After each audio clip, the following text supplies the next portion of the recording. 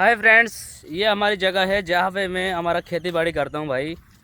और यहाँ पे देख सकते हो, ये जो जगह देख रही है भाई साहब, ये मतलब खुद का मेहनत से बनाया है। ये जो साम्राज्य है यहाँ पर मैंने मतलब काफ़ी मेहनत किया भाई, सच भी बताऊँ तो। यहाँ पे देखो, और मैं यहीं पे सुबह सुबह इसलिए आता हूँ क्योंकि मुझे देखना है कि यहाँ पे चल क्या रहा है।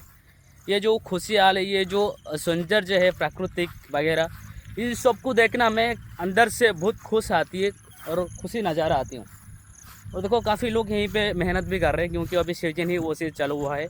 और और अभी जिस तरीके मैं बात करना चाहता हूँ ना, तो मुझे नहीं लगता कि मेरा वीडियोज़ लोग तक पहुँचे या फिर नहीं पहुँचे, वो मुझे फ़र्क नहीं पड़ता। बट मैं ऐसा हमेशा कहता हूँ भाई, हमेशा सही राह पे चलो। और ये जो सौंदर्य है, ये जो लाइफ का जो मोटिवेट है, उसको तुम लोग इंजॉयमेंट करो, इंजॉय करो। रखती हूँ। जय जगन्नाथ।